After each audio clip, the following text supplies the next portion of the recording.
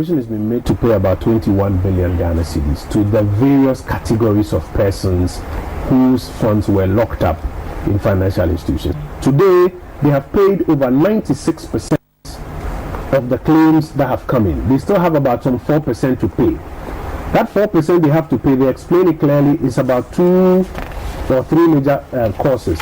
One, there are a lot of customers from the Ashanti region area, First Allied Savings and Loans, who, because of a credit situation with the company, were not getting access even to forms to fill for their claims. So they brought in late claims. Okay. B, there were a lot of customers, for example, of GN Savings and Loans, who, because of the litigation associated with it, were under the belief that the matters will be resolved at the company level, and also therefore did not bring in their claims.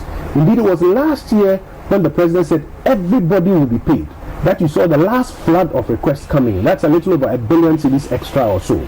So they've paid over about 96%. They have about 4% more to pay, which they are going to settle in due course, and they've made the point that they're going to settle it in the shortest possible time.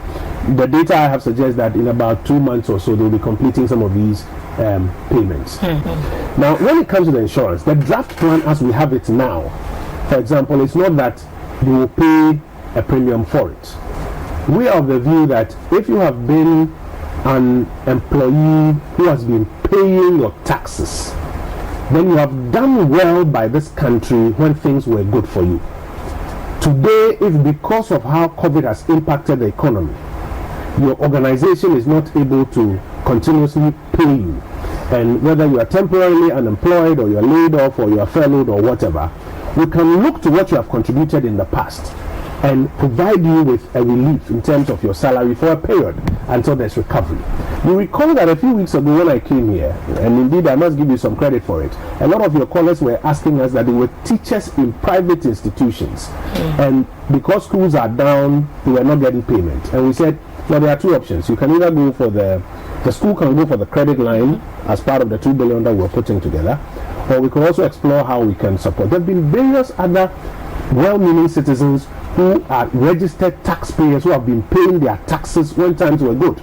And this is why when we say people should have things and pay their taxes, it is important. So that in tough times, when you have an administration that says we're going to put up an unemployment insurance scheme to look out for those who are paying their taxes and who today have been furloughed or laid off or their jobs suspended because times are hard, and support them with this one, then you become the beneficiary. So you would not have to pay a premium.